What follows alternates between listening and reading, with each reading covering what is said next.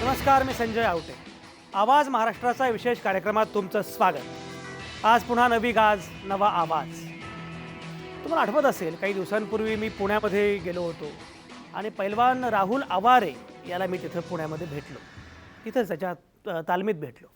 आवाज महाराष्ट्राचा याच कार्यक्रमामध्ये आपण तेव्हा चर्चा केली होती. तुम्हाला आठवत असेल, राहुलनं तेव्हा मला मस्त बदामाची थंडाई वगैरे पाजली होती. तेव्हा बोलत असताना राहुल म्हणाला होता की मराठी मल्लांना हेतुतः त्रास दिला जातोय आणि एरवी मराठी मराठी असा खेळ खेळणारे आपले नेते इथे मात्र गप्प बसतायत. म्हणजे भाभीजी घर पे है सारख्या मालिकेतल्या त्या भाभीजीला मालिका सोडावी लागली तर ती अभिनेत्री मराठी आहे म्हणून गोंधळ घालणारे मनसेचे सैनिक किंवा बाकी सगळ्याच पक्षांचे लोक अशा वेळी मात्र चकार शब्द काढत नाहीत, असं राहुल तेव्हा म्हणाला होता. त्याचं काय आहे, पोकेमॉन गो याच्याशिवाय जगात आणखी कुठला खेळ आहे हे ज्यांना माहिती नाही त्यांना भारतीय कुस्तीची होत असलेली माती समजणारच नाही मुळात. राहुल आवारेचं काय झालं हे आपल्यासमोर आहे. आता ऐन ऑलिम्पिकच्या तोंडावर नरसिंग यादवला उत्तेजक चाचणीमध्ये दोषी ठरवलेलं आहे. 10 दिवसांवर आलं आहे रिओ ऑलिम्पिक. अशा वेळी भारताच्या कुस्ती मोहिमेला मोठा धक्का बसला आहे. ऑलिम्पिकला जात असलेल्या पथकातल्या एकाही खेळाडूनं उत्तेजक द्रव्य घेतलं नाही, ते दोषी नाहीत असं नाडानं म्हणजे उत्तेजकांची तपासणी करणाऱ्या संघटनेनं जाहीर केलं होतं. खरं म्हणजे परवाची बातमी ही. लगेच या उत्तेजकांच्या जाळ्यामध्ये नरसिंग सापडला आहे अशी बातमी आलेली आहे. सुशील कुमार असेल, नरसिंग आहे, राहुल आवारे आहे, असे सगळे मल्ल संपवायचे आणि मग भारतातली कुस्ती संपवायची असा डाव आहे की काय, की खरंच चूक या खेळाडूंची आहे. आणि सगळ्यात महत्त्वाचं म्हणजे महाराष्ट्रातले मल्ल बळी ठरत आहेत असं सुद्धा म्हटलं जात आहे. तुम्ही बघा, मग न्यायालयाच्या रिंगणामध्ये ऑलिम्पिकवीर सुशील कुमारवर मात करून रिओ ऑलिम्पिकसाठी सज्ज झालेला महाराष्ट्राचा हा कुस्तीगीर नरसिंग यादव उत्तेजक द्रव्याच्या चाचणीमध्ये तो दोषी आढळल्यामुळं सगळ्यांना धक्का बसला आहे. डोपिंगचा निष्कर्ष हा माझ्या विरुद्धचा कट आहे, हे कारस्थान आहे, बंदी घातलेलं कुठलंही उत्तेजक द्रव्य मी घेतलेलं नाही असं नरसिंग यादवनं सांगितलेलं आहे आणि पुरावे पण साधारणपणे त्या प्रकारचे दिसत आहेत. सगळ्यात महत्त्वाचं म्हणजे भारतीय कुस्ती महासंघानं नरसिंगला जाहीरपणे पाठिंबा दिलेला आहे. हा काहीतरी कट आहे, कारस्थान आहे असं बोललं जात आहे. त्याला खाण्यातून काहीतरी उत्तेजक द्रव्य दिलं आहे असं सुद्धा सांगितलं जात आहे. मग हे होत असताना स्पोर्ट्स अथॉरिटी ऑफ इंडियासारखी साई ही जी संस्था आहे ती काय करत होती. दुसरीकडं सुशील कुमार आता ज्या प्रकारची ट्वीट्स करत सुटला आहे त्यातलं एक भलतंच चित्र, विदारक विद्रूप चित्र समोर येत आहे. या सगळ्या राजकारणातनं एक मात्र झालं आहे, त्यातनं भारतीय कुस्तीची प्रतिमा मलिन झालेली आहे. जगाच्या पातळीवर भारताची प्रतिमा मलिन झालेली आहे. हे सगळं काय चाललं आहे आणि हाच आहे आजच्या चर्चेचा विषय. आणि ही चर्चा करण्यासाठी नेहमीप्रमाणे आपल्यासोबत आहेत नामवंत पाहुणे. कुस्ती संघटनेचे कार्यकर्ते, संघटक, वस्ताद दिनेश गुंड आपल्यासोबत असणार आहेत पुण्यामधून. तिथंच ज्येष्ठ क्रीडा विश्लेषक शशिकांत भागवत बसलेले आहेत. दीनानाथ सिंह हे हिंद केसरी, भारत केसरी, महाराष्ट्र केसरी आहेत, ते कोल्हापूरमध्ये आपल्यासोबत असणार आहेत. राज्य बास्केटबॉल संघटनेचे उपाध्यक्ष शत्रुघ्न गोखले की ज्यांना शिवछत्रपती पुरस्कार मिळालेला आहे आणि मुख्य म्हणजे राज्याच्या क्रीडा धोरण समितीचे ते माजी सदस्य आहेत, ते आपल्यासोबत असणार आहेत नागपूरमधून. नरसिंग यादवचे अगदी जवळचे निकटवर्ती प्राध्यापक हेमंत पाटील हे नाशिकमधून आपल्यासोबत असणार आहेत.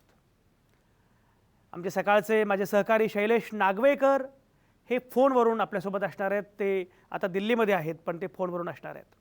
आणि संगमनेरमधून एक प्रेक्षक, तुम्हाला माहिती आहे की प्रत्येक कार्यक्रमामध्ये एक प्रेक्षक असतात, प्रेक्षक सोमनाथ भिसे हे आपल्यासोबत फोनवरून असणार आहेत. या सगळ्याच नामवंतांच्या सोबत आपल्याला ही चर्चा सुरू करायची आहे. आणि ही चर्चा सुरू करताना अगदी सुरुवातीला मला जायचं आहे शशिकांत भागवतांकडे. शशिकांत भागवत, काय घडतंय नक्की जरा समजावून सांगा, मग आपण पुढे जाऊया. माझ्या मते नरसिंग यादववर हा आता कमालीचा अन्याय होत आहे. याचं कारण असं की जो मुलगा, जो मल्ल रिओ ऑलिम्पिकसाठी कसून तयारी करत असतो आणि त्याच वेळी त्याला कुठंतरी ती स्पर्धा तोंडावर आलेली असताना त्याला उत्तेजक चाचणीत दोषी आहे असं जाहीर केलं जातं आणि त्याच्या आधी मात्र त्याला तो निर्दोष आहे असं सगळं सांगितलेलं असतं. या सगळ्या पार्श्वभूमीवर नरसिंग यादव आणि त्याचे प्रशिक्षक जे म्हणत आहेत की हा काहीतरी कटाचा भाग आहे, हे कारस्थान आहे, त्यात नक्की तथ्य आहे. याचं कारण असं की नरसिंग यादव विरुद्ध सुशील कुमार ही कोर्टातली जो काही लढाई होती त्या आखाड्यात नरसिंग यादवनं बाजी मारली ती आणि तो रिओ ऑलिम्पिकचा त्याचा प्रवेश सुकर झालेला होता. आता एक लक्षात घ्या, सुशील कुमारनं हे 2 ऑलिम्पिक पदकं मिळवली आहेत. त्यानं ब्रॉन्झ मिळवलेलं आहे, सिल्वर मिळवलेलं आहे. त्यानं निश्चितच देशाची मान उंचावली. म्हणजे खाशाबा जाधवांनंतर कुस्तीत पदक आलं ते सुशील कुमारमुळे आलं. ही सगळी परिस्थिती असताना सुशील कुमार आपल्याच एका सहकार्याविरोधात काहीतरी वेगळी ट्विट करतो, वेगळं काहीतरी प्रतिक्रिया व्यक्त करतो आणि त्याचे सासरे सतपाल हे सुद्धा अशा पद्धतीची प्रतिक्रिया व्यक्त करतो. त्या दोघांच्या प्रतिक्रिया खूप बोलक्या आहेत. मग याच्यात नेमकं राजकारण काय असू शकतं? तर अगदी ऐन वेळी 5 जुलैला चाचणी घ्यायची, ए टेस्ट घ्यायची, बी टेस्ट घ्यायची आणि बी टेस्टमध्ये त्याला दोषी ठरवायचं. हे सगळं जे झालेलं आहे हे काही इतक्या सहजासहजी आणि सरळ नक्की झालेलं नाही आहे. त्यामुळे सुशील कुमारनं आपल्या ऑलिम्पिक सहभागासाठी जो काही प्रयत्न केला तो योग्य होता. त्यानं मेहनतीद्वारे सगळा प्रयत्न केला, हे सगळं चांगलं असतं. पण नरसिंग यादव हा गेले 15-20 वर्ष कुस्तीच्या आखाड्यात जीवाची बाजी लावून खेळलेला आहे आणि त्यासाठी कठोर मेहनत तो घेत राहिलेला आहे. त्याचं स्वप्न ऑलिम्पिकचा सहभाग आणि पदक मिळवणं हे असताना त्याच्यावर अशा पद्धतीनं अन्याय होणं किंवा त्याची संधी हुकणं हे केव्हाही चांगलं नाही, योग्य नाही. त्यामुळे त्याला वेगळा वास येतो आणि निश्चितपणे याच्यामागे राजकारण आहे. दुसरी गोष्ट अशी की सुशील कुमार हा अतिशय नामवंत पैलवान आहे, पण त्याचबरोबर नरसिंग यादवनं अनेक वर्षाची कठोर मेहनत घेतलेली आहे. त्या कठोर मेहनतीवर एका दिवसात पाणी पडतं हे चांगलं नाही आणि त्या ऑलिम्पिक वीराची कारकीर्द एका कुठल्या तरी निर्णयानं पूर्ण उद्ध्वस्त होते. म्हणजे आता ऑलिम्पिक 4 वर्षाने येतं, म्हणजे आता ही ऑलिम्पिक हुकली की पुन्हा 4 वर्षांनी अगदी शशिकांत भागवत हा त्याच्यासाठी मुद्दा अगदी महत्त्वाचा आहे. तुमचा मुद्दा पोहोचलाय. शत्रुघ्न गोखले आपल्यासोबत आहेत. मी मगाशी म्हटल्याप्रमाणे ते क्रीडाविषयक धोरण समितीवर होते, त्यामुळे त्यांना एकूणच या सगळ्या क्षेत्रामध्ये काय चालतं याची पुरेशी कल्पना आहे. शत्रुघ्न गोखले, काय घडतंय नक्की? आणि मुळामध्ये एक बघा, म्हणजे सुशील कुमारनं काय ट्विट केलं, सतपालनं काय ट्विट केलं किंवा नरसिंग यादवचं त्याचं भांडण काय आहे, राहुल आवारेवर काय अन्याय झाला, या सगळ्या गोष्टी वेगळ्या आहेत. पण त्याच्यामध्ये कुस्तीचं जे नुकसान होत आहे, त्याच्यामध्ये भारताची प्रतिमा जी मलिन होते आहे ते भयानक आहे, ते विषण्ण करणार आहे. शत्रुघ्न गोखले कसं बघताय, काय म्हणणं आहे? आपण जे बोललात ते एकदम योग्य आहे. भारताची प्रतिमा, कुस्तीची प्रतिमा या सर्व प्रकारामध्ये निश्चितच त्याची हानी होते आहे. एक आपण बघितलं पाहिजे की ह्या डोपिंगच्या प्रकारामध्ये खेळाडूंनी पण योग्य त्याची काळजी घेतली पाहिजे. एकेकाळी ज्यावेळेस हा डोपिंग सक्तीचा प्रकार नव्हता त्यावेळेस खेळाडूंची त्याच्याकडे बघण्याची दृष्टिकोन वेगळा होता. आता त्याच्याकडे गांभीर्याने बघण्याची गरज आहे. आपण म्हणतो सुशील कुमार आणि जे काही झालं नरसिंग यादवच्या मध्ये, त्याच्यामध्ये सुशील कुमार एकदा हारल्यावर त्यांनी एक भारतीय म्हणून नरसिंग यादवला पूर्णपणे पाठिंबा देणे गरजेचे होते. अशा कठीण प्रसंगात सुद्धा सुशील कुमारनी नरसिंग यादवच्या पाठीमागे उभं राहणं फार आवश्यक होतं. ते दुर्दैव आहे जे त्याचे जे ट्विट्स येतात ते. परंतु एकंदरीतच खेळाडू म्हणून खेळाडूंनी या सर्वांचा गांभीर्याने विचार केला पाहिजे. पुढे असे प्रसंग येता कामा नये यासाठी त्यांनी आपल्या ट्रेनिंग पिरियडमध्ये किंवा त्याचे जे नाडाचे जे नॉर्म्स आहे त्याला योग्य रीतीने त्यांनी ते फॉलो केले पाहिजे आणि त्या दृष्टिकोनातून त्याची पुढे वाटचाल होऊ शकते. एकंदरच शत्रुघ्न गोखलेंचा हा मुद्दा अगदी वेगळा आहे. आणि खरं म्हणजे हे जे घडतंय ना, म्हणजे याचा साकल्यानं विचार करण्याची आवश्यकता आहे. दिनेश गुंड आपल्यासोबत आहेत, ते वस्ताद आहेत, कुस्ती संघटनेचे कार्यकर्ते आहेत, संघटक आहेत. दिनेश गुंड, काय चाललंय हे कुस्तीमध्ये? हे जे सुरू आहे म्हणजे मुळामध्ये ऑलिम्पिकमध्ये पदक देण्याची क्षमता कुस्तीमध्ये आहे आणि त्या कुस्तीमधून असं घडलं तर बाकीचं ऑलिम्पिकमध्ये काय आपण करतो, काय पराक्रम करतो, आपल्या सगळ्यांना माहिती आहे. काय चाललंय नक्की, कसं बघताय, काय म्हणणं आहे? ज्या वेळेपासून ही बातमी कानावर आलेली आहे त्यावेळेपासून खरं तर कुस्ती क्षेत्रामध्ये बऱ्याच तज्ज्ञ मंडळींच्या लक्षात हे आलेलं आहे की नरसिंग सारखा खेळाडू गेली 10 वर्ष आंतरराष्ट्रीय स्तरावर खेळतोय. अनेक आंतरराष्ट्रीय स्पर्धेमध्ये त्यानं पदकं मिळवलेली आहेत. त्या वेळेला त्याची डोपिंग टेस्ट सुद्धा झालेली आहे, परंतु एकाही डोपिंग टेस्टमध्ये त्याला कधी पॉझिटिव्ह पकडलं गेलेलं नाही. मग राष्ट्रीय स्तरावर असं का घडतंय? नर्सिंगच्या बाबतीमध्ये थोडासा हा कटा चढावा आहे असं बऱ्याच तज्ज्ञांचं मत आहे. 5 जुलैला ही चाचणी झाली आणि 9 आणि 10 जुलैला स्पेनमध्ये माद्रिद या ठिकाणी झालेल्या ग्रँड प्रिक्स स्पर्धेमध्ये नर्सिंगनं कांस्य पदक मिळवलं. त्यावेळेलाही त्याचं डोपिंग टेस्ट झालं ना. वाडाच्या कुठल्याही टेस्टमध्ये अद्याप तो सापडलेला नाहीये. मग आपल्या राष्ट्रीय डोपिंगच्या कडेच नर्सिंग कसा सापडला जातो? निश्चितपणे भुवया उंचवणारा हा प्रश्न कुस्ती तज्ञांच्या डोळ्यासमोर उभा आहे. ज्या क्षणी ही बातमी महाराष्ट्रामध्ये आली त्याच क्षणी कुस्तीगीर परिषद सरचिटणीस बाळासाहेब लांडगे यांनी ताबडतोब आपल्या देशाचे पंतप्रधान, भारतीय कुस्ती संघाचे अध्यक्ष, क्रीडा मंत्रालय यांच्याशी पत्रव्यवहार साधला आणि या अन्यायाला वाचा फोडण्याची मागणी केली. मी नर्सिंगला सब ज्युनियरच्या राष्ट्रीय स्पर्धेपासून ओळखतोय. बरं. अनेक आंतरराष्ट्रीय स्पर्धेमध्ये नर्सिंग खेळत असताना मी त्याच्या समवेत भारतीय कुस्ती संघासोबत होतो, परंतु नर्सिंग असं कधीही कुठल्या बाबतीमध्ये आजपर्यंत आढळलेला नाही. अगदी नर्सिंगच्या व्यक्तिगत संदर्भामध्ये नर्सिंग नक्की कसा आहे? बरोबर. दिनेश गुंड तुमचा मुद्दा पोहोचला. चक्रावून सोडणारा तुमचा मुद्दा पोहोचला. दिनेश गुंड तुमचा मुद्दा पोहोचला. प्राध्यापक हेमंत पाटील नाशिकमध्ये आपल्यासोबत आहेत, नाशिकमधून. प्राध्यापक हेमंत पाटील, तुम्ही नर्सिंगला ओळखता, त्याचे अगदी निकटवर्ती आहात. काय नक्की घडलंय? नर्सिंग कसा आहे नक्की? नर्सिंगचं व्यक्तिमत्व काय आहे? खरंच घडलं असेल का असं? उत्तेजक द्रव्य त्यानं घेतलंय पण आता तो नाकारतोय, असं काही घडलं असेल का?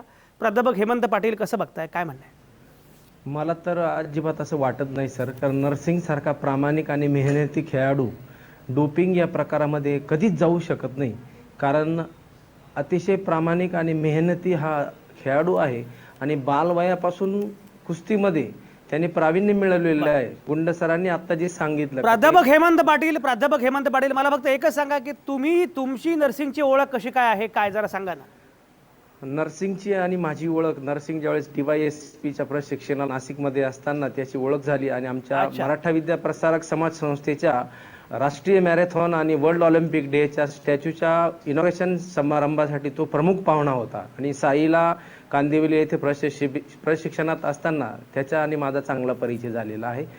आणि मला असं अजिबात वाटत नाही का नर्सिंग या डोपिंग केसमध्ये अडकलेला आहे. तरीही त्याला अडकवलेला आहे. मग तो अडकलाय की अडकवलाय? अगदी दीनानाथ सिंह आपल्यासोबत आहेत. दीनानाथ सिंह हे हिंद केसरी आहेत, भारत केसरी आहेत, महाराष्ट्र केसरी आहेत, कोल्हापूरमधून आपल्यासोबत आहेत. दीनानाथ सिंह, जर त्यानं काहीच केलं नाही तर मग हे घडलं काय मुळामध्ये? समजा त्यानं काही घेतलं नाही असं तुम्ही म्हणता, सगळेच म्हणतायत, तर मग त्याला अडकवलं कोणी? समजा खाण्यात न दिलं असेल असं लोक म्हणतायत, मग साईसारखी संस्था काय करत होती? ज्यांनी खेळाडूंचं संरक्षण केलं पाहिजे, सांभाळलं पाहिजे त्यांना, ती संस्था काय करत होती? नक्की चाललंय काय दीनानाथ सिंह? काय कसं बघताय? नहीं, अब बात यह है सर कि ये सोचने और समझने की बात है.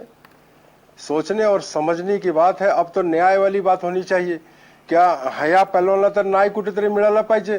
ये सब जगह ये चल रहा है कि भाई अच्छे दिन आने चाहिए. तो अच्छे दिन आने चाहिए, तो आमच्या महाराष्ट्राच्या कुस्तीला चांगले दिवस कसा येणार?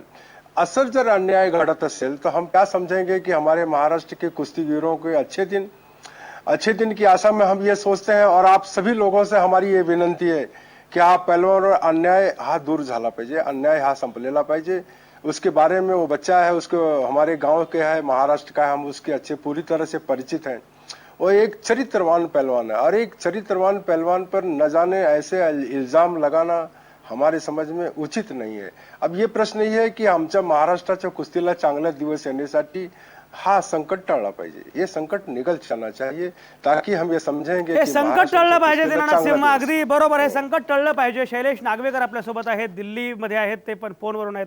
शैलेश नागवेकर, एक बघा, म्हणजे सगळेच म्हणतायत की हा कट आहे, हे कारस्थान आहे, पण एवढं मोठं कारस्थान राष्ट्रीय स्तरावर, आंतरराष्ट्रीय स्तरावर खेळाडू जात असताना एवढं मोठं कारस्थान घडतं, बाकी सगळ्या संस्था, संघटना, यंत्रणा करतात काय? म्हणजे जो खेळाडू कुस्तीच्या आखाड्यामध्ये सगळ्यांना चितपट करतो त्याला राजकारणाच्या कारस्थानांच्या आखाड्यामध्ये मात्र त्याला अगदी नामोहरम केलं जातं. हे चाललंय काय शैलेश नागवेकर? आपला एकूण खेळ, आपली सगळी यंत्रणा चालली कुठे? काय काय म्हणणं आहे शैलेश? खेळ आणि राजकारण असं आपण नेहमी जे त्याच्याविषयी बोललं जातं हे त्याचं एक उत्तम उदाहरण आहे की राजकारणाचा खेळावर कसा परिणाम होतो, खेळाडूंवर कसा परिणाम होतो, त्याचं हे आपण एक चांगलं उदाहरण असं म्हणता येईल की आज खेळतो नरसिंग यादव हा ऑलिम्पिकला प्रथम क्वालिफाय ठरला आणि त्यानंतर तो त्याचं सर्वस्व देऊन पुढे आता ऑलिम्पिकमध्ये आपल्याला पदक कसं मिळता येईल त्याच्यासाठी प्रयत्न करत होता. पण दुसरीकडे दुसरं कारस्थान शिजत होतं की त्याला कसं आहे त्या ऑलिम्पिकला जाऊ देता येणार नाही असं. आणि त्याच्यामध्ये हे त्याचे आपण असं म्हणू शकतो की विरोधक असतील किंवा त्याला जो विरोध करणारे जे लोक असतील हे त्या काही प्रमाणात यशस्वी ठरलेले आहेत. आणि बिचारा यामध्ये नरसिंग यादवचा बळी गेलेला आहे, एक चांगला क्रीडापटूचा बळी गेला. शेवटी पुन्हा एकदा राजकारणाने क्रीडा क्षेत्रावर चिटपट केलंय असं आपल्याला म्हणता येईल.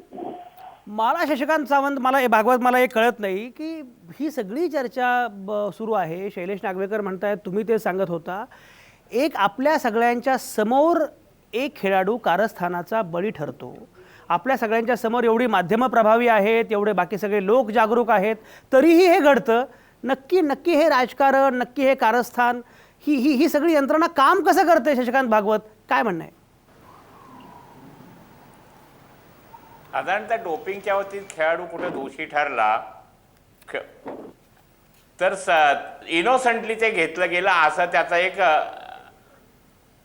युक्तिवाद असायचा.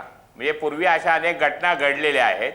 नरसिंग यादवच्या बाबतीत सुद्धा हेच झालं असावं की त्यानं म्हटलेलं आहे कोणीतरी खाण्यातून किंवा पाण्यातून दिलेलं आहे किंवा पाण्यातून दिलं असं आहे. तर ते कसं झालं याच्यासाठी काही कुणाला कळत नसतं आणि सगळ्यांना अंधारात ठेवून ही गोष्ट झाली का याचा तपास करणं आवश्यक आहे. नरसिंग यादवनं आता CBI चौकशीची मागणी केलेली आहे आणि मग या CBI चौकशीत हे सगळं त्याचं पाहिलं जाईल. पण आता वेळ इतका कमी आहे की 10-12 दिवस ऑलिम्पिकला राहिलेले आहेत. आणि मला एक दुसरी गोष्ट कळत नाही की 18 जुलै ही ऑलिम्पिकमधील प्रवेश कळवण्याची अंतिम मुदत होती. तर आता भारताचाच मार्ग रोखला गेलाय. मग 18 जुलै नंतर हे बाहेर कसं आलं? मग सुशील कुमारही नाही आणि नरसिंग यादवही नाही आणि मग भारताचा कुणीच मल्ल नाही. मग 74 किलो वजनी गटात खेळायला आपला मल्ल नसतात ही आपल्या दृष्टीने नाचक्कीची गोष्ट आहे. आणि मग ते नेमकं कुणी केलं? आणि देशाची प्रतिमा ही कुठल्या एका घटनेने काळवंडली असली तरी देखील एका राजकीय आणि एकूण सगळा कट कारस्थान करून कालवडलेली आहे, हेही तितकंच खरं आहे. देशाची प्रतिमा काळवंडलेली आहे, सगळेजण हीच भूमिका मांडतायत आणि नरसिंग यादव निर्दोष आहे असंच जवळपास सगळ्यांचं म्हणणं आहे. पण शत्रुघ्न गोखले, मला सांगा की नरसिंग यादव निर्दोष आहे असं आपण कुठल्या आधारावर म्हणायचं? समजा नरसिंगची सुद्धा चूक असू शकते, याला काही एक जागा आहे का की होय 1% ही पण शक्यता आहे? काय काय वाटतं? बघा, परिस्थिती अशी आहे की कोणीही खेळाडू या लेवलला गेल्यावर जेव्हा त्याला पुढे आपलं ऑलिम्पिक दिसत आहे आणि तिथे त्याचं आपलं पदक दिसत आहे, अशा वेळेस तो स्वतःहून असे प्रकार करेल ह्याच्याबद्दल कोणाला म्हणजे विश्वास बसणार नाही. कारण त्याचं ह्या ऑलिम्पिकमधलं पदक जवळपास सगळेजण शुअर मानत होते आणि त्यांनी त्याच्याबद्दल कसून सारावही केला होता. आता राहिला सवाल कोणी चुकीने ते केलं का?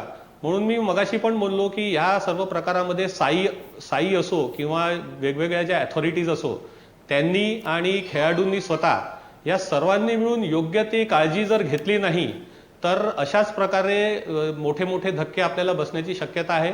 आधी असे प्रकार जेव्हा नव्हते, एवढं स्ट्रिक्ट नव्हतं, त्यावेळेस हे प्रकार चालून जायचे. परंतु आता नाडा वाडा हे इतकं स्ट्रिक्ट झालेलं आहे की त्यांनी थोडीशी पण खेळाडूकडून म्हणा किंवा इतर कोणाही कडून थोडीशी जरी चूक झाली तरी त्याचे फार गंभीर परिणाम अल्टिमेटली देशाला भोगावे लागतात. शशिकांत भागवत, मला सांगा, असे कुठले पुरावे किंवा असे कुठला तर्क किंवा अशा कुठल्या गोष्टी आहेत की ज्याच्या आधारे तुम्ही म्हणता आहात की नरसिंग यादवला जाणीवपूर्वक हे केलेलं आहे, तो कारस्थानाचा बळी आहे, असं वाटण्यासारख्या गोष्टी कुठल्या आहेत? जरा त्या सगळ्या सांगा ना, काय नक्की? नाही, आता याच्यात पुरावा कसा आहे, त्या खेळाडूची कारकीर्द पूर्ण काय सांगते, त्याचं एकूण म्हणजे कोणत्याही क्षेत्रात आपण म्हणतो की आजपर्यंतची त्याची संपूर्ण चारित्र्य हे तपासलं जातं आणि मग चारित्र्य स्वच्छ असेल तर एखाद्यावर असा आरोप केला गेला किंवा एखाद्याला असं दोषी ठरवलं गेलं तर निश्चितपणे त्याची उभी कारकीर्द जी आहे उभी हे सांगते की हा माझा पुरावा आहे, मी आजपर्यंत या वाट्याला गेलो नाही आणि याच्या पुढेही मी जाणार नाही, यात त्याची ग्वाही देतो.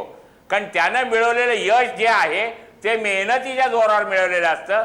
कुस्तीच्या आखाड्यात प्रतिस्पर्धी मल्लाशी 2 हात करताना त्यानं त्याला चितपट केलेलं असतं आणि जागतिक कुस्ती स्पर्धेत ज्यानं ब्रॉन्झ पदक मिळवलेलं आहे तो मल्ल असं करणार नाही, हा लोकांचा विश्वास आहे आणि त्यानं हा आमच्यासारख्या अनेक लोकांचा विश्वास संपादक केलाय आणि विश्वास हा फार मोठं बळ असतं आणि मला वाटतं हा त्याचा पुरावा आहे. शैलेश नागवेकर, या विश्वासाच्या शिवाय अशा कुठल्या गोष्टी आहेत की ज्या बघितल्यानंतर असं वाटतं की नाही इथे काहीतरी गडबड आहे, काहीतरी मिस्चिवस, काहीतरी कारस्थान आहे असं वाटावं, असं शैलेश नागवेकर काय काय दिसतंय? एक बघा, उत्तेजक द्रव्य जे आहे ते 2 प्रकारचं असतात. एक तर मुळे तुम्हाला अजाणतेपणे तुम्ही घेतलं जातं तुमच्या जातं आणि दुसरी गोष्ट म्हणजे तुम्ही जाणीवपूर्वक घेतलं जातं. आता एवढा मोठा आज आपण ते वाडा म्हणतो किंवा नाडा म्हणतो, एवढा परिस्थिती असं काटेकोर असताना, एवढे नियम एकदम ताकदवर असताना कोणताही आत्ताच्या परिस्थितीमध्ये कोणताही खेळाडू हे असं जाणीवपूर्वक घेण्याचे प्रयत्न करणार नाही. कारण त्याला माहिती आहे की कुठेही आपण काहीतरी जरी गफलत केली तरी आपण ते पकडले जाऊ शकतो, आपली पूर्ण कारकीर्द संपुष्टात येऊ शकते, आपली बदनामी होऊ शकते, पर्यायाने आपल्या देशाचीही बदनामी होऊ शकते. अशा ह्याच्यात जेव्हा ऑलिम्पिकसाठी पात्र ठरल्यानंतर काही दिवसावर आता ऑलिम्पिकला खेळायचंय म्हटल्याबरोबर कोणीही खेळाडू हे जाणीवपूर्वक करणार नाही. मग आता प्रश्न येतो की ते कोणी मुद्दामून केलं गेलं किंवा अजाणतेपणे केलं गेलं. दुसरी एक गोष्ट अशी असते की एखाद्या खेळाडूला दुखापत होते की त्यावेळेस त्यांना औषधं घ्यावी लागतात त्या दुखापतीवर मात करण्यासाठी. तर त्याच्यासाठी त्यांचे डॉक्टर्स असतात, फिजिओ असतो किंवा ऑलिम्पिक असोसिएशन आपले भारतीय असले तरी त्यांनी एक लिस्ट दिलेली असते, त्याच्यामध्ये तुम्हाला ती औषधं म्हटलेली असतात की ह्या औषधा व्यतिरिक्त तुम्ही कोणतीही औषधं घ्यायची नाही कारण त्याच्यामध्ये उत्तेजकाचं प्रमाण असू शकतं. असं असताना देखील जर आपण एखादा नरसिंह यादवचं खेळाडू आपण जर म्हणत असेल की त्याने घेतला असेल तर म्हणून कुठेही तो विश्वास बसत नाहीये, ते कुठेतरी मॅन्युप्युलेट झाले असेल, कुठेतरी गडबड झाली असेल असा संशय येतो आणि तोच संशय किंवा तोच प्रयोग आपण लोकांमध्ये विश्वास वाटतो की नाही यांनी काहीतरी गडबड दिसते याच्यामध्ये आणि त्याच्यामुळे आपण हा जो सर्वसाधारण त्याला जे मत तयार झालेलं आहे त्याने कुठेतरी त्याला कुठेतरी फसवण्यात आलेलं आहे, त्या जोरावर म्हणजे हाच एक पुरावा आपण. बरोबर शैलेश नागवेकर, हे सगळे मुद्दे महत्त्वाचे आहेत आणि शिवाय त्यानं ज्या प्रकारचं उत्तेजक द्रव्य घेतलेलं आहे की जे उत्तेजक द्रव्य नॉर्मली कुस्ती खेळणारे मल्ल घेतच नाहीत, शरीर सौष्ठव करणारे खेळाडू घेतात किंवा काय, अशा प्रकारच्या अनेक गोष्टी आहेत की ज्याच्या आधारे असं म्हणायला वाव आहे. सोमनाथ भिसे आपल्यासोबत आहेत, संगमनेरवरून प्रेक्षक आहेत आणि सगळ्यात महत्त्वाचं म्हणजे त्यांचाही खेळाशी संबंध आहे. ते स्वतः खेळाडू म्हणून त्यांनी काही कॉलेजच्या जीवनामध्ये काम केलं, खेळलेले आहेत असे मला सांगत होते. सोमनाथ भिसे, तुम्ही हे सगळं जे काही बघता आहात, ज्या पद्धतीनं मुळामध्ये भारतीय कुस्तीला एक चांगलं वलय मिळतं आहे, ऑलिम्पिकमध्ये काही आश्वासक कामगिरी कुस्तीपटू करतायत, मल्ल करतायत, अशा वेळी अशा घटना येतात. म्हणजे राहुल आवारेबद्दलची घटना असेल, सुशील कुमारबद्दलची घटना असेल, त्यानंतर मग आता नरसिंग यादवबद्दलची घटना असेल, या सगळ्यामुळे एकूण कुस्तीची बदनामी होते आहे आणि ऑलिम्पिकची ही एकमेव शक्यतासुद्धा त्यामुळे मावळते, भारताची प्रतिमा मलिन होते आहे. हे सगळं जे काही चाललं आहे सोमनाथ भिसे, बाकी सगळे मल्ल आहेत, विचारवंत आहेत, पत्रकार आहेत, ते आपली भूमिका मांडतायत. एक सामान्य प्रेक्षक म्हणून सोमनाथ भिसे तुम्ही कसं बघताय, काय भावना आहेत तुमच्या? संजयजी नमस्कार. नमस्कार. 74 वजनी गटात सुशील कुमार की नरसिंग यादव हा वाद समोर आल्यानंतर जेव्हा सुशील कुमारच्या विरोधात उच्च न्यायालयाने निकाल दिल्यानंतर नाडाची जी चाचणी होते एक ठिकाणी अपयश पदरी पडल्यानंतर येन प्रकारे नरसिंगला रिओला जाऊ द्यायचे की नाही हा विषय लॉबिंग होते की काय असे वाटते. लॉबिंगचा एक भाग आजचा विषय आहे आपला. यादववर हो सोमनाथ बोलत राहा. हा, यादववर अन्याय झाला की काय का त्याला गोवण्यात आला हा भाग आला इजा. परंतु जेव्हा सुशील कुमार ट्विट करतो आदर मागितला जात नाही तर मिळवावा लागतो, याचा सरळ अर्थ काय निघतो? कोणाला उद्देशून मी बोलतो? मला वैयक्तिक काय वाटतं संजयजी, सरकार नाडाच्या कारभारात हस्तक्षेप करत नाही, कारण नाडा ही एक स्वायत्त संस्था आहे आणि आम्हालाही तेच वाटते. काही असो, भारतीय कुस्तीची बरोबर. सोमनाथ भिसे हे सगळे मुद्दे अतिशय महत्त्वाचे. तुम्ही आमच्यासोबत राहा, ही चर्चा आपल्याला करायची आहेच. शशिकांत भागवत, मला आता ब्रेक घ्यायचा आहे, पण थोडक्यात मला सांगा की या प्रकारच्या गोष्टी यापूर्वी घडल्यात का? डोपिंगच्या अनुषंगानं असंच यापूर्वी घडलंय का? क्रमांक 1. आणि दुसरा मुद्दा जो सोमनाथ भिसे आता उपस्थित करतायत तो मुद्दा तेवढाच महत्त्वाचा आहे. सरकारनं ज्या पद्धतीनं लक्ष दिलं पाहिजे त्या प्रकारे लक्ष आणि नियंत्रण या सगळ्या संस्थांवर नाही, संघटनांवर नाही, असं काही वाटतं का? यापूर्वी काही राष्ट्रीय पातळीवर अशा गोष्टी घडलेल्या आहेत. कुस्तीमध्ये अमोल बोचडेच्या बाबतीत असं झालेलं होतं वगैरे. त्यानंतर भारतीय क्रीडा क्षेत्रात असे अनेक गोष्टी घडलेल्या आहेत. आणि डोपिंगचा इतिहास हा असं सांगतो, 1988च्या सोल ऑलिम्पिकपासून डोपिंगनं जास्त डोकं वर काढलं. बेन जॉन्सन प्रकरण गाजलेलं होतं आणि तेव्हापासून जागतिक क्रीडा क्षेत्राला लागलेली ही कीड आहे. म्हणजे प्रत्येक बंदी असलेलं औषध हे काही महाग असतं आणि ती महागडी औषधं घेऊन कृत्रिमरित्या आपण शरीर संपदा वाढवणे आणि त्याच्यातून आणि यश मिळवणं असे अनेक वेळा झालेले आहेत. पण भारतीय कुस्तीबाबत मात्र मोठ्या स्पर्धेच्या तोंडावर हे पहिल्यांदाच घडतंय. बरोबर शशिकांत भागवत, हे पहिल्यांदाच घडतंय. मला एक सांगा की मुळामध्ये सरकारनं ज्या प्रकारे हस्तक्षेप करायला पाहिजे तो होत नाही आणि जे नियंत्रण पाहिजे या सगळ्या स्वायत्त संस्थांवर त्या प्रमाणात ते नाहीये, असं काही शशिकांत भागवत वाटतं का? नाही, आता ती स्वायत्त संस्था असल्यामुळे सरकारनं कुठल्या वेळी हस्तक्षेप करायचा हा भाग आहे.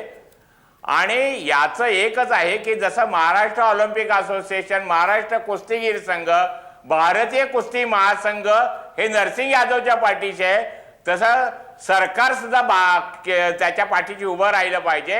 आणि आमचा भारताचा मल्ल रिओ ऑलिम्पिकच्या मैदानात दिसला पाहिजे. 74 किलो वजनी गटात आमचा मल्ल नाही असं होता कामा नये. बरोबर शशिकांत भागवत, तुमचा मुद्दा पोहोचला. मला आता ब्रेक घ्यायचा आहे. मुळामध्ये ऑलिम्पिकमध्ये भारतीय खेळाडू असणार की नाही, नरसिंग यादवचं भवितव्य काय आणि ऑलिम्पिकच्या अनुषंगाने भारतीय कुस्तीचं भवितव्य काय, ही सगळी चर्चा अतिशय महत्त्वाची आहे. तुम्ही कुठंच जाऊ नका. आता या क्षणी मी घेतोय एक छोटासा ब्रेक. तुमचं पुन्हा एकदा स्वागत. आपण चर्चा करत होतो नरसिंग यादवच्या निमित्तानं उत्तेजक द्रव्य चाचणीमध्ये तो सापडला, दोषी आढळला आणि त्यानंतर 2-3 गोष्टी घडल्यात. एक म्हणजे त्यामुळे भारताचं ऑलिम्पिकचं जे काही पदकाचं स्वप्न आहे कुस्तीतलं ते भंगलेलं आहे, हा एक भाग आहे. दुसरं म्हणजे नरसिंग यादववर जो काही अन्याय झाला तो तर आहेच, पण त्यापेक्षाही महत्त्वाचं म्हणजे एकूण भारतीय कुस्तीची जी प्रतिमा मलिन झाली आहे तोही मुद्दा आहे. आणि याच्यामध्ये मराठी मल्लांचं जे काही होतं आहे वारंवार तोही विषय पुन्हा चर्चेमध्ये आलेला आहे. ही सगळी चर्चा आपण करतो आहे. आणि दिनेश गुंड आपल्यासोबत आहेत पुण्यातून. दिनेश गुंड, मला सांगा की मुळामध्ये हे सगळं जे काही चाललेलं आहे त्याचं मुख्य कारण हे कुस्ती संघटनेचं जे राजकारण आहे ते त्याच्यामुळे हे सगळं घडतं आहे असं वाटतं का? हा पहिला मुद्दा. आणि दिनेश गुंड, एक बघा, म्हणजे कुस्ती क्षेत्रामध्ये खेळापेक्षा सुद्धा गुंडगिरी प्रचंड वाढलेली आहे. म्हणजे तुमचं नाव गुंड आहे त्यामुळे तुम्ही त्या अंगाने घेऊ नका, पण एकूण जी गुंडगिरी वाढलेली आहे, जे लॉबिंग सुरू आहे, जे राजकारण सुरू आहे, हे सगळं जे काही चाललं आहे त्याच्यामुळे हे घडतं असं वाटतं का? तसं पाहायला गेलं तर नरसिंग अद्याप दोषी आहे असं म्हणताच येणार नाही. सगळ्यात महत्त्वाची गोष्ट, उत्तरेच्या बाजूच्या मल्लांना त्यांच्या हातामध्ये सत्ता असल्यामुळे नेहमी झुकतं माप मिळत आलेलं आहे.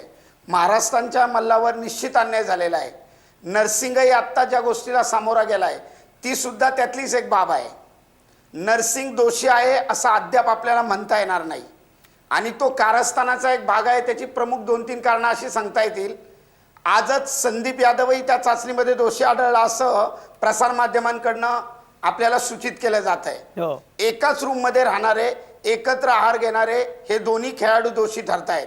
दुसरी महत्त्वाची गोष्ट, 5 जुलैच्या संध्याकाळच्या रात्री साईच्या त्या हॉस्टेलमध्ये सोनीपतला जेवणामध्ये मिसळताना एका गोष्ट निदर्शनास आली.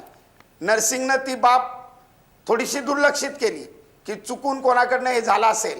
पण आता जर तो असा दोषी सापडतोय तर बऱ्याच तज्ज्ञांकडनं असं बोललं जात आहे की नरसिंगच्या बाबतीत हा निश्चितपणे कटाची बाजू दिसतेय. अच्छा, कट आहे. तुम्ही मगाशी म्हटलात की महाराष्ट्राच्या मल्लांना जाणीवपूर्वक त्रास होतो. शत्रुघ्न गोखले, तुम्हाला असं वाटतं का की या सगळ्या ह्याच्यामध्ये एक प्रादेशिक छटासुद्धा आहे आणि कुस्तीवरचा जो काही उत्तर भारतीयांचा प्रभाव आहे त्याचवेळी मराठी मल्लसुद्धा त्याच ताकदीनं पुढं जातात, पण त्यांना जाणीवपूर्वक नामोहरम करण्याचा प्रयत्न होतो, असं वाटतं की याला काही प्रादेशिकसुद्धा एक छटा आहे ज्याचा विचार करायचाच नाही असं आपल्याला चालणार नाही? हे तर प्रत्येक खेळात असतं, कुस्तीमध्ये ह्याच्यात काही नवीन नाही. प्रादेशिकता ही जेव्हा आपण इतका मोठा देश आहे आणि विविध क्षेत्रातून लोक येतात, त्याच्यामध्ये महासंघांचे राजकारण असतं, त्याच्यात कोणाचा जास्त प्रभाव आहे हे सगळे मुद्दे त्याच्यात येतात. पण शेवटी खेळाडूंनी एक खेळाडू म्हणून त्याची जी मेहनत आहे त्या मेहनतीला योग्य वाव मिळाला नाही तर मग अशा वेळेस सरकारनी म्हणा किंवा इतर संस्थांनी त्याच्यामध्ये हस्तक्षेप करणं फार आवश्यक आहे. कारण खेळ हा काही राजकारणापासून दूर असा राहिलेला नाही. आणि जे तुम्ही म्हणता त्याप्रमाणे उत्तर भारत दक्षिण भारत हा वाद वर्षानुवर्षे आहे आणि हा प्रत्येकच खेळात आहे. सरकारने माझ्या मते काही रेग्युलेशन्स त्याच्यामध्ये लावल्या. अशा वेळेस जर का खेळाडूंचा थेट नुकसान होत असेल तर शासनाने त्याच्यामध्ये हस्तक्षेप करावा असं माझी इच्छा आहे. वास्तविक तुम्हाला सांगतो की आपल्या इथलं जे एकंदरीतच क्रीडा धोरण आहे, देशाचं असो किंवा राज्याचं असो, याच्यामध्ये क्रीडा या क्षेत्राला प्राधान्य देण्यातच येत नाही कधी. आणि जे राजकारणी आहे त्यांनी हे ते कधीच तुम्हाला असं दिसणार नाही की एखाद्या खेळाडूला एखादा राजकारणी म्हणेल की मी याला घडवलं, ह्या खेळाडूला मी घडवलं.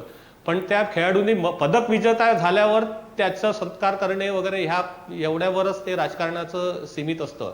त्याच्यामुळे एकंदरीत हा जो तुमचा मुद्दा आहे की जिथे प्रादेशिक वाद म्हणा किंवा राजकारण या सगळ्याचा थेट नुकसान हे खेळाडूला होतं आणि अल्टिमेटली ते नुकसान देशाला किंवा राज्याला होतं. तुम्ही जो मुद्दा आता शत्रुघ्न उपस्थित केलेला आहे तो मुद्दा धोरणात्मक आहे आणि आपल्यासोबत दीनानाथ सिंह आहेत. एवढा मोठा खेळाडू आहे, खरं म्हणजे भारत केसरी, हिंद केसरी, महाराष्ट्र केसरी असे दीनानाथ सिंह कोल्हापूरमध्ये आपल्यासोबत आहेत. दीनानाथ सिंह, मला सांगा की मुळात आपलं जे धोरण आहे त्या धोरणामध्ये काही चुका होत आहेत का, की धोरणामध्येच मुळामध्ये खेळ मागच्या बाकांवर असं घडतं आहे का? दुसरं म्हणजे ज्या पद्धतीने खेळाडूंना उत्तेजन दिलं पाहिजे त्या प्रकारे दिलं जात नाही, या सगळ्या धोरणामध्ये काही बदल केला पाहिजे असं दीनानाथ सिंह तुम्हाला वाटतं का? देखिए मान्यवर, जो आप जो चर्चा कर रहे हैं, इस चर्चा से क्या निष्पन्न होगा? हमें ये सोचने की बात है कि नरसिंह को रियो ओलंपिक में जाना है तो कैसे जाएगा? उसके जाने के लिए उसका मार्ग रास्ता आपको सुकर करना है. तुम्ही विचार करा की यशवंतराव चव्हाण ज्यावेळी दिल्लीत होते, मग आमच्यापर्यंत मारुतीमाने आंदोलकर खचनाले ह्यांना फॉरेनच्या कुस्तीला जाताना कधीही अडचण वाटली नाही. त्यांच्या नंतर जी आहे उत्तर भारताच्या फावडेची ओढ आपल्या पायाकडे, ते असते अन्याय, ते राहू द्या. पण आता प्रश्न कसा है कि इस पहलवान को जाना है, कैसे जाएगा उसके लिए आपको सोचना है कि महाराष्ट्र की कुश्ती के अच्छे दिन तो आना चाहिए. अच्छे दिन कब आएगा? जब वो ओलंपिक में जाएगा तब. हमें मानते हैं कि उस पर थोड़ा सा अन्याय हुआ है. आज ये सोचने की बात है की त्याला कारण काय, डपिंग किंवा औषध घेण्याच्या. आज काय परिस्थिती नव्हती औषध घेण्यासारखी, काय गरज नव्हती. म्हणजे त्याला कुठेतरी असंही मला वाटते की कुठेतरी बिचारा अडकला गेलाय. त्याला न्याय तरी द्या, न्याय तरी मिळू द्या. आणि ते न्याय जर मिळत असेल तर हम ये समझेंगे की हमारा कुस्तियों के अच्छे दिन महाराष्ट्र में आ गए. दीनानाथ सिंह असं म्हणतात की यशवंतराव चव्हाण जेव्हा दिल्लीमध्ये होते तेव्हा चित्र फार वेगळं होतं. आता आमचे शैलेश नागवेकर दिल्लीमध्ये आहेत. शैलेश नागवेकर, मला सांगा की मुळात आत्ता नरसिंग यादवचं काय याच्यावर आपण चर्चा करतो आहोतच, पण तुम्हाला असं वाटतं का की नरसिंग यादव ऑलिम्पिकला जाऊ शकेल, असं काही घडू शकतं? तसं अजिबात वाटत नाही. कारण मी आज दिल्लीमध्ये आपले क्रीडा मंत्री विजय गोयल यांची पत्रकार परिषदेला उपस्थित होतो मी तिकडे. त्यांना एक वेगवेगळ्या मार्गाने वेगवेगळे प्रश्न विचारण्यात आले, पण त्यांनी कुठेही असं सांगितलं नाही की नरसिंग यादव, म्हणजे कुठेही सुतोवाच असं केलं नाही की बाबा तो जाऊ शकेल किंवा त्याच्यात काहीतरी त्यातून सुटका करेल. पण एकंदरीत त्यांच्या ज्या बोलण्यावरून ते जाणवलं की नरसिंग यादवची ऑलिम्पिक वारी संकटात सापडलेली आहे, की ते जाणं कठीण आहे. कारण जी आता नाडाने जी एक शिस्तपालन समिती नेमली, त्या शिस्तपालन समिती समोर आता पुन्हा केस ती मांडली जाणार आहे. म्हणजे तो जो त्यांनी जो मुद्दा मांडतोय की माझ्या जेवणामध्ये किंवा खाण्यामध्ये पिण्यामध्ये जे काही भेसळ केली गेली त्यातून हे झालेलं आहे. आता त्याची जी मागणी जी आहे ही कितपत ती शिस्त पालन समिती मान्य करते किंवा त्याला असं म्हटलं गेलं की तुम्ही पुरावे द्या. आता पुरावे तुमच्याकडे असतील का ही गोष्ट सर्वात महत्वाची असते. जर पुरावे जर नसतील तर त्याच्यासाठी तो मार्ग कठीण आहे. त्याच्यामुळे एक आता जर जो गोषवारा जर बघितला जर त्यांच्या विजय गोयल यांच्या पत्रकार परिषदेचा तर त्यातून नरसिंगची ऑलिम्पिक वारी संकटात सापडलेली आहे एवढं मात्र स्पष्ट झालं. शशिकांत भागवत, जरा वेगळ्या मुद्द्याकडे आपण जाऊया. म्हणजे नरसिंग यादवचं काय व्हायचं त्याबद्दल आपण बोलतो आहोतच, पण एकूणच या सगळ्या ह्याच्यामध्ये ऑलिम्पिकचा जर आपण विचार करूया, आपण असं बघतो की अगदी छोटे चिमुकले देशसुद्धा बऱ्यापैकी चांगले पदकांची कमाई करतात आणि परत येतात. आपल्याकडे मात्र आपली सगळी फौज जाते आणि जवळपास एकही पदक न घेऊन परत येते. एखादं सुवर्णपदक मिळालं तर आपल्याकडे काय त्याचा इतकी ही जी अवस्था आहे आपली, याचं मुख्य कारण आपल्याकडे खेळांना जे उत्तेजन दिलं पाहिजे, जे महत्त्व दिलं पाहिजे ते महत्त्व आपण देत नाही. आणि दुसरं म्हणजे क्रिकेटच्या तुलनेमध्ये बाकीच्या खेळांकडे आपण कमालीचं दुर्लक्ष केलं आहे. एक समाज म्हणून, एक व्यवस्था म्हणून. त्याच्या अनुषंगाने जरा सांगा ना की ऑलिम्पिकमधल्या आपल्या कामगिरीच्या संदर्भामध्ये हे जे घडतं आहे याची कारणं काय आहेत?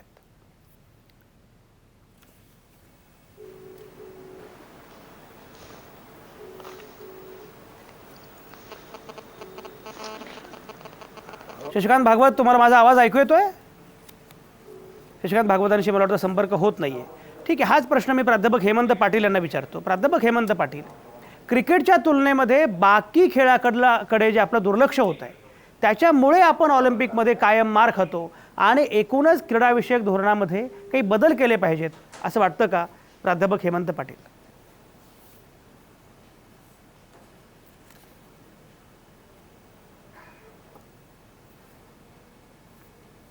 मला प्राध्यापक हेमंत पाटलांनी माझा आवाज ऐकू येत नाहीये. ठीक आहे, सोमनाथ भिसे माझ्यासोबत फोनवरून आहेत प्रेक्षक म्हणून. सोमनाथ भिसे, तुम्हाला काय वाटतं या संदर्भात? खरंच असं होतं की क्रिकेटला जे आपण महत्त्व देतो त्यामुळे बाकी खेळांकडे खूप पूर्णपणे दुर्लक्ष होतं आणि त्यामुळंच आपल्याला चिंता असते क्रिकेट वर्ल्ड कप जिंकला की नाही एवढीच, ऑलिम्पिकमध्ये आपण अक्षरशः सपाटून मार खातो. सोमनाथ भिसे, काय म्हणणं आहे? अच्छा, मला वाटतं ही सगळी चर्चा अतिशय महत्त्वाची. ही चर्चा आपण करत राहूच, पण आता या क्षणी मी घेतोय एक छोटासा ब्रेक.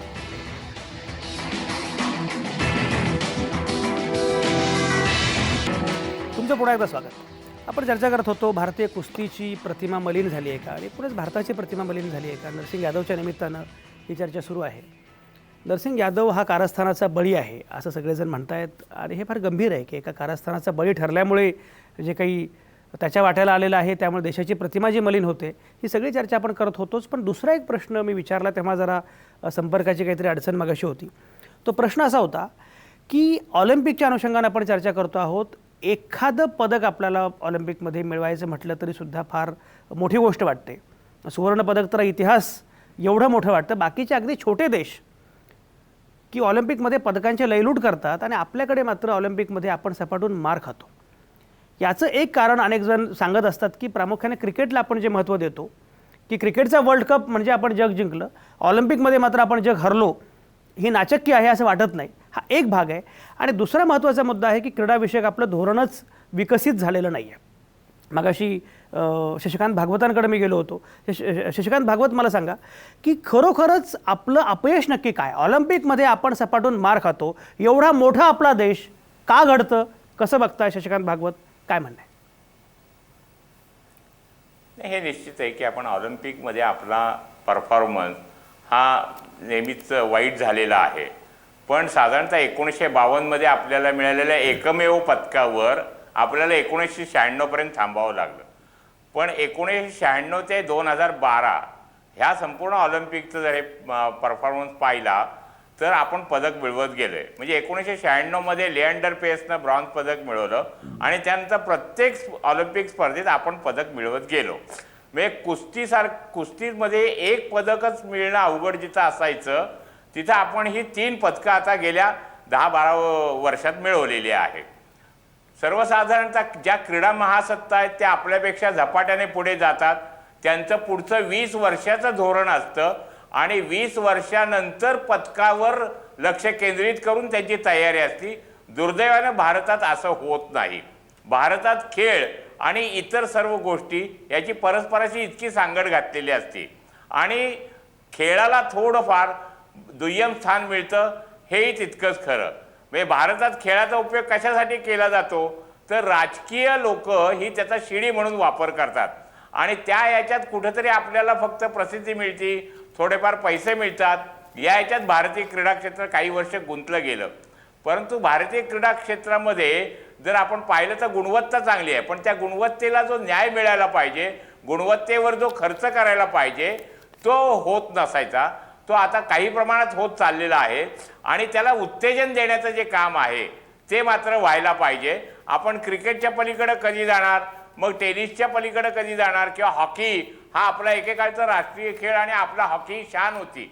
पण त्याच हॉकीला कसं झालं की आपण हॉकीमध्ये मागे पिछेहाट झाली आणि आता मात्र पुन्हा एकदा हॉकीला थोडेफार कुठेतरी आपण प्रगतीपथावर चाललेलो आहे.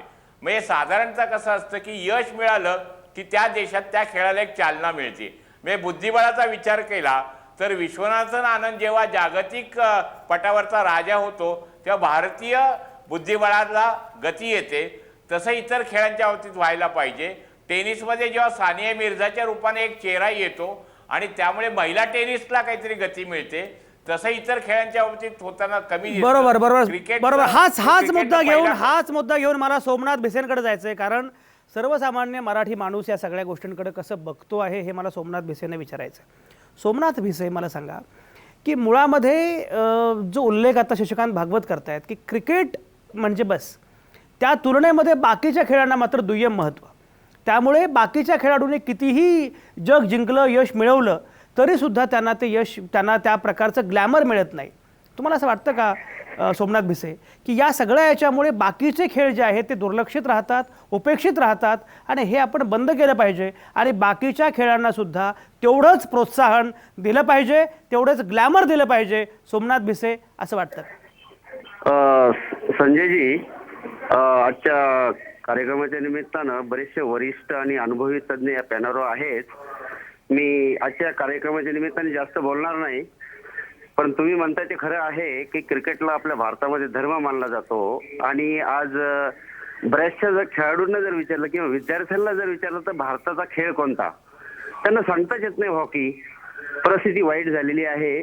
परंतु आजच्या घटनेनुसार माझं वैयक्तिक मत असं मी मांडू इच्छितो की जे स्पोर्ट ज्याला आपण खिलाडू वृत्ती म्हणतो, त्या खिलाडी वृत्तीला काळीमा फासणारी घटना आज झालेली आहे आणि त्यामुळं क्रीडा रसिकांचं आज निराशा झालेली. या निमित्ताने मी एवढंच बोलू. बरं सोमनाथ भिसे, तुमचा मुद्दा पोहोचला. प्राध्यापक हेमंत पाटील, हाच मुद्दा आहे की मुळामध्ये क्रिकेटमध्ये एखादं काहीतरी जिंकणं म्हणजे आपण जग जिंकलं असं आपण म्हणत असतो, पण ऑलिम्पिक ही खरी जागतिक स्पर्धा आहे.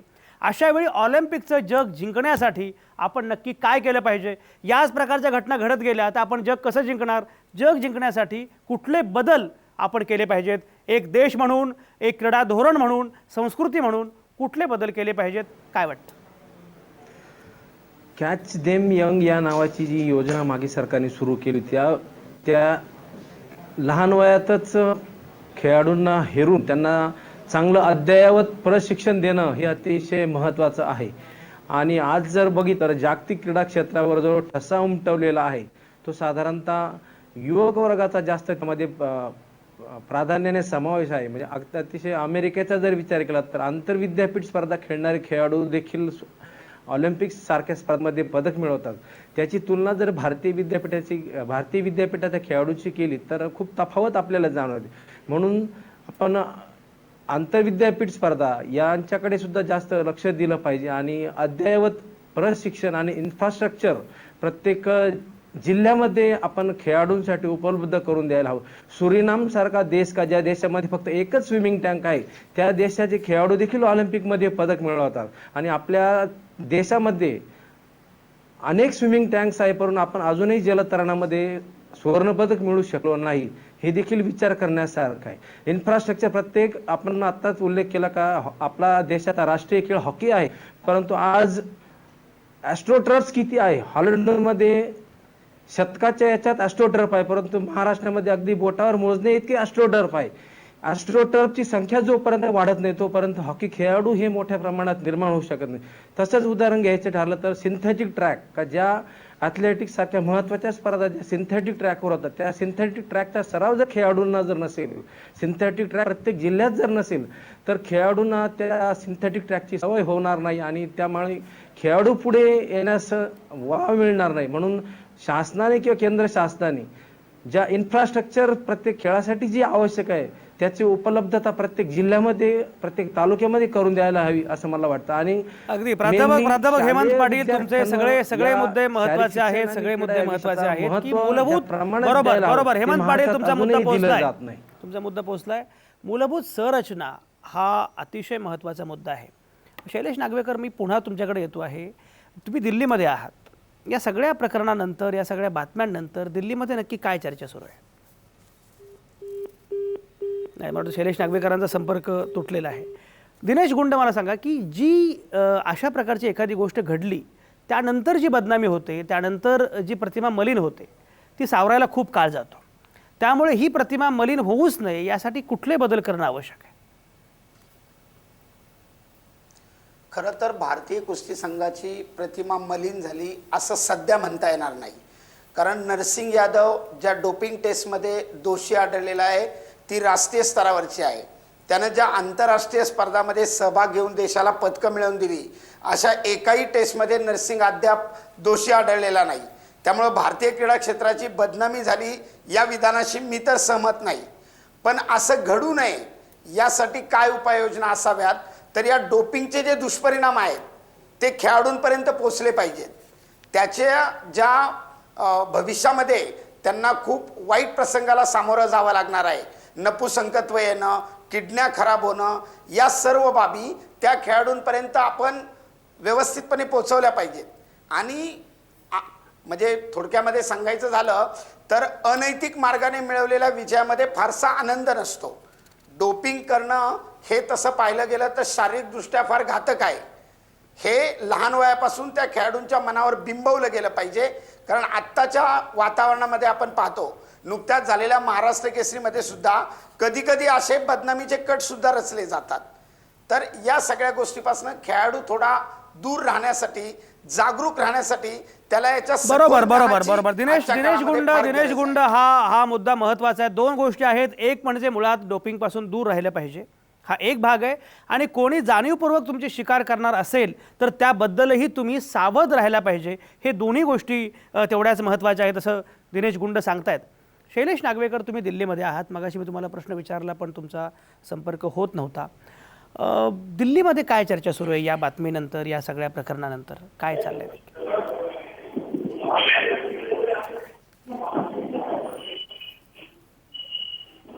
हा शैलेश बोला. प्रश्न पुन्हा ऐकून आलं. मी म्हटलं दिल्लीमध्ये या सगळ्या घटनेनंतर, बातमीनंतर काय चर्चा सुरू आहे? अगदी सगळं म्हणजे भारतीय जी चर्चा सुरू आहे ती या जे गलिच्छ राजकारण जे आपल्या भारतीय क्रीडा क्षेत्रात जे चाललं जातं त्याच्यावर सगळी चर्चा आहे. आणि मी कुठेही ते बघितला, अंदाज घेतला, कानोसा घेतला तर मला एक जाणवलं की नरसिंग यादवला सॉफ्ट कॉर्नर मिळालेला आहे. कारण एकंदरच जेव्हा आपण एक कायद्याच्या चौकटीत आपण विचार करतो गोष्टी खरे की हा नियम तो नियम, पण एकंदरीत जो एक माणुसकीच्या नावाने जो विचार केला जातो तो कुठेतरी हे नरसिंग यादववर जे काही प्रकार झालेला आहे, आता नरसिंग यादवच्या दुसऱ्या बाजूला सगळा एकंदरीत इथला मीडिया असेल किंवा इथली जे एक स्थानिक लोक असतील किंवा इथं क्रीडा चाहते. शैलेश तुमचा मुद्दा पोहोचला. माझा वेळ संपत आलेला आहे. शेवटचे 30 सेकंद शशिकांत भागवतांकडे मी जातो. शशिकांत भागवत, या सगळ्या प्रकरणापासून आपण कुठला धडा घेतला पाहिजे? आपण खूप सावध राहिलं पाहिजे. मी आपल्याला कोणी फसवत नाही ना, आपल्याला गाफील ठेवून आपल्या विरुद्ध कोणी काही करत नाही ना, याची काळजी घेतली पाहिजे.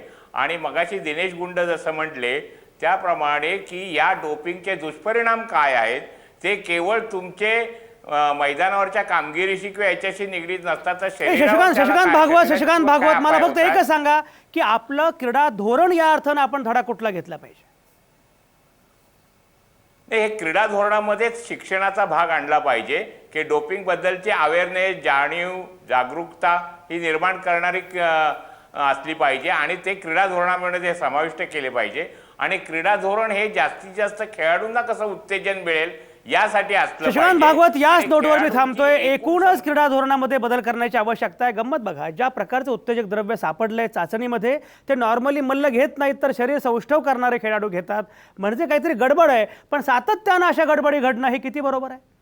नरसिंग आणि सुशील कुमार यांचं भांडण ज्या स्तरावर गेलंय, मगाशी सोमनाथ भिसे सांगत होते, ते काय सांगताय? त्या चूक कोण बरोबर कोण ते क्षणभर सोडा, पण स्तर काय आहे या भांडणाचा? यातनं जगभर काय जात असेल मेसेज? एकतर ऑलिम्पिकमध्ये आपली पत मुळात काय? चिमुकले देश पदकांची लयलूट करतात आणि आपण हात हलवत परत येतो. अशा वेळी कुस्ती ही आशा आहे, तिथंही ही अवस्था. कसं खेळाकडे लोक वळणार? कठीण आहे. एकूण खेळाचा आखाडा आता कारस्थानांचा आखाडा झाला आहे. तिथले डावपेच वेगळेच आहेत. हे डाव मल्लांना कोण शिकवणार? आपल्या पूर्ण व्यवस्थेला विचार करावा लागणार आहे. नाहीतर नाचक्की अटळ आहे, ती कुठल्या एका नरसिंगची किंवा सुशील कुमारची होत नाही, ती नाचक्की कुस्तीची होते, देशाची होते. एनिवेज असो, आज थांबूया इथंच. पुन्हा भेटू उद्या रात्री 8 वाजता. सगळ्या नामवंतांचे, आमच्या मल्लांचे सगळ्यांचे मनापासून आभार. तुमच्या आतल्या आवाजासह पाहत आणि ऐकत रहा आवाज महाराष्ट्राचा.